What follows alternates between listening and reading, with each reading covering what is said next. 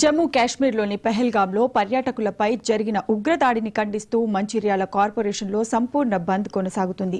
Mancherial Hindu Aikyavedika, chamber of commerce, వివిధ కుల సంఘాలు, కార్మిక సంఘాలు, అన్ని రాజకీయ పార్టీలు ఈ బంద్లో పాల్గొన్నాయి.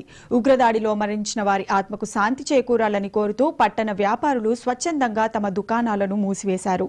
దీంతో మంచిర్యాల వీధులన్నీ నిర్మానుష్యంగా కనిపించాయి. అనంతరం అఖిలపక్షం ఆధ్వర్యంలో పట్టణంలో భారీ బైక్ ర్యాలీ నిర్వహించారు. ఈ సందర్భంగా పలువురు మాట్లాడుతూ పాకిస్తాన్పై కఠిన చర్యలు తీసుకోవాలని డిమాండ్ చేశారు. ఉగ్రవాదాన్ని పూర్తిగా నిర్మూలించే వరకు భారత్ వెనకడుగు వేయకూడదని, భారతీయులందరూ కేంద్ర ప్రభుత్వానికి అండగా ఉంటామని వారు స్పష్టం చేశారు. జమ్మూ కాశ్మీర్లో జరిగిన సంఘటనకు నిరసనగా ఈరోజు మంచిర్యాల హిందూ సంఘాల ఐక్యవేదిక ఆధ్వర్యంలో ఇచ్చిన బంద్ పిలుపు విజయవంతం చేయడం జరుగుతుంది. అలాగే ఈ బంద్లో భాగంగా పెద్ద ఎత్తున బైక్ ర్యాలీ నిర్వహించడం జరిగింది.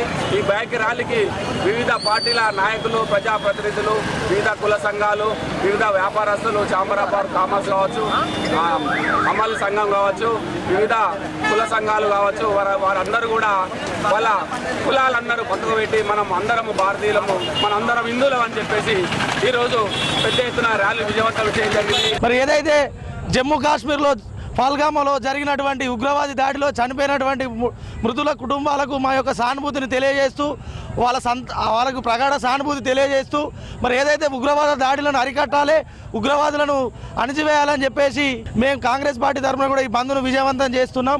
ప్రజలందరూ కూడా స్వచ్ఛందంగా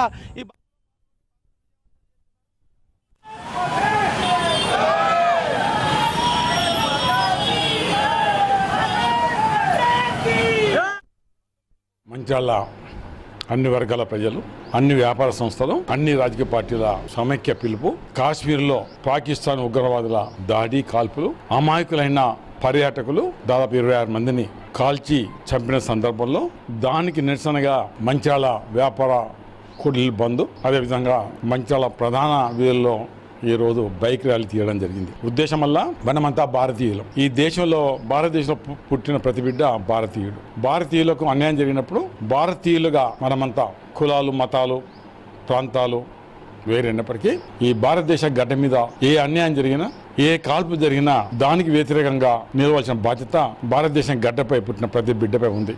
చనిపోయిన కుటుంబాలకు నుంచి ఆత్మశాంతి కలుగుతుంది అనే మాట చెప్పాల్సి